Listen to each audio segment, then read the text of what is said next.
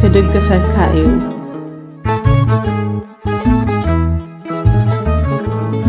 ንሱ ባዕሉ ክፍተን ከሎ ተሰቂ እሞ ነቶም ዝፍተኑ ክረድኦም ይከኣለው እዩ። ዕብራውያን ምዕራፍ 2:18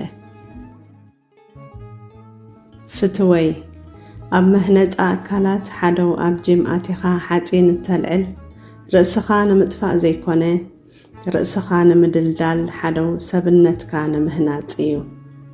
ኣብኡ እውን ሰሓቕን ፍሽኽታን ዘይኮነ ብዙሕ ደኻምን ፃዕርን እዩ ዘለዎ። ፈተና ናባኻ ክመፅእ ከሎ ኣብ እግዚአብሔር ዘለካ እምነት ክውስኽን ብዙሕ ነገር ምሂሩካ ንኽሓልፍን እምበር ሰይሩ ኮፍ ንኸብለካ ኣይኮነን። ኣብቲ እትፍተነሉ እዋን ዘሎ ለይቲ ነዊሕ እዩ።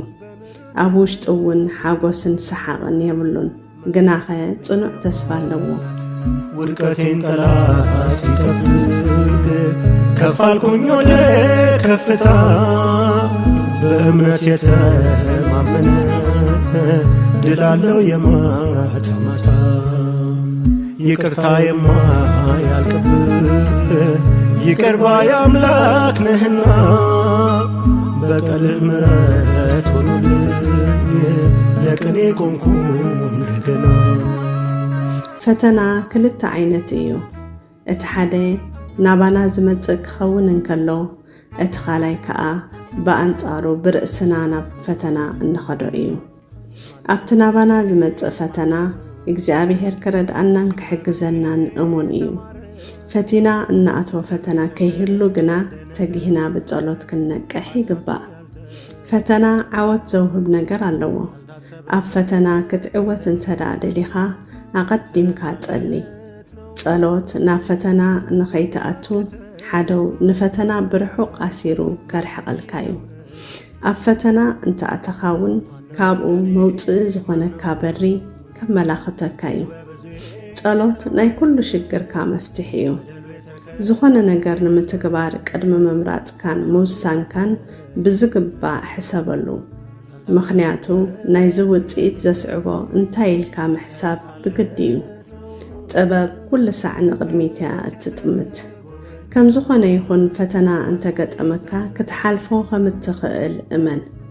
እምነትካ ብርእስኻ ዓቕምን ጉልበትን ዘይኮነ በቲ ኩሉ ዝኽእል ብክርስቶስ ኢየሱስ ክኸውን ኣለዎ። ንሱ ኣብ ዝኾነ ይኹን ኩነት እንተኣሚንካዮ ኩሉ ክትገብር ትኽእል ኢኻ። ኣቱም ደቀየ ንስኻትኩም ካብ ኣምላኺኹም ካብቲ ኣብ ዓለም ዘሎስ እቲ ኣባኻትኩም ዘሎ ዝዓቢ ስለ ዝኾነ ንስኻትኩም ስዒርክምዎም ኣለኹም። ቀዳማይ ዮሃንስ ምዕራፍ 4:4 ቅድሚ ሕጂ ብፈተና ተሰኒፍካ እንተኾንካ ሽዑ እንታይ ተሰሚዑካ ዘክር። እንታይ ተሰሚዑካ? ኩነኔ፣ ውርደት፣ ናይ በደል ስምዒት። እዞም ስምዒታት ናይ ሰይጣን ፍትዋት መሳርሒ እዮም።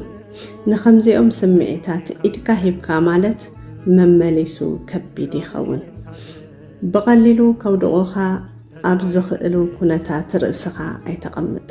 ጽዩፍ ነገራት ብምርኣይ ተጸሚድካ እንተለኻ እቲ ንኡኡ ንኽትርኢ ዝድርኸካ ምንጪ ኣወግዶ። ካብ ብቐሊሉ ትረኽቦም ነገራት ኮነ ወልፊ ረሓቕ።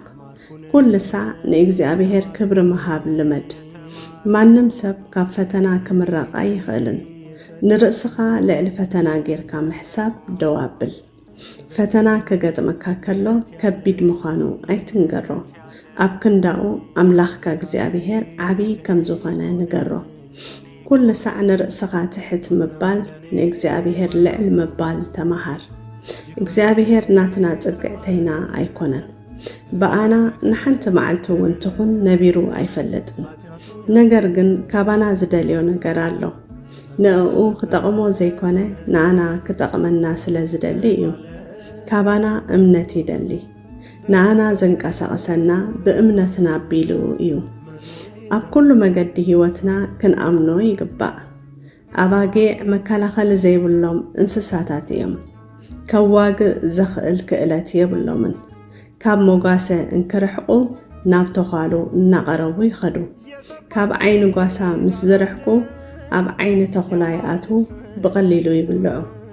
ስለዚ ድሕነቶም ኣብ ጓሶኦም ጥራይ ዘሎ። ንሕና እውን ልክዕ ከም ኣባጊዕ ኢና። ኣብ ህይወትና ምስ እግዚኣብሔር ዘለና ጥምረትን ቅርበትን ንድሕነትና ዋሕስ እዩ። ደው ዘብለና ዋሕስ ንጎይታ እግዚኣብሔር ዘምልኽዎ ካብ ፈተና ከመይ ከም ዘድሕኖም ንበደለኛታት ብዓቢኡ ብፍትወት ርክሰት ብፍትወት ስጋ ዝመላለሱ ጎይትነቱ ዝንዕቁ እናቐጽዐ ናብ መዓልቲ ፍርዲ ከመይ ከም ዝጽበዮም ይፈልጥ እዩ። እምበኣርስከ ጎይታ ነቶም ፈራህቲ እግዚኣብሔር ካብ ፈተና ኸውጦም ንገበርቲ ዓመፃ ግና እናቐጽዐ ንመዓልቲ ፍርዲ ክሕልዎም ይፈልጥ እዩ። ምናዳ ግና ነቶም ብርኹስ ትምኒት ደድሕሪ ስጋ ዝኸዱ ንጎይትነት ከዓ ዝንዕቁ ደፋራት ፈተውቲ ርእሶም ንኽብርታት ክጸርፉ ዘየንቀጥቅጡ። ካልኣይ ጴጥሮስ ምዕራፍ 2 ካብ ፍቕዲ 9-10 እግዚኣብሔር ካብ ፈተና ይባልህኩም። ንሱ ባዕሉ ክፍተን ከሎ ተሰቂሞ ነቶም ዝፍተኑ ክረዶም ይከኣሎ እዩ። ዕብራውያን ምዕራፍ 2 ፍቕዲ 18 ስለዚ ኣጆኻ እግዚኣብሔር ክድግፈካ እዩ። ስለዚ ኣጆኺ እግዚአብሔር ክድግፈኪ እዩ። አሜን። እንዳንተ ከየት ይገኛል መውደድህ የለውም ድንበር ሕይወትን አበዛህልኝ ወስደኸው የሞቴን ቀንበር ስወድቅ ምሳር ሚያነሳ እልፍነ ወዳጅ መሳዬ የሞቴን ቀኔ የሚጠብቅ ሊያቆመኝ በአደባባይ ምስጢሬን ጉዴ ሸፍነ ነጩን ልብስ የደረብክልኝ ቃል አጣሁ አንተን መግለጫ አባቴ ከፍ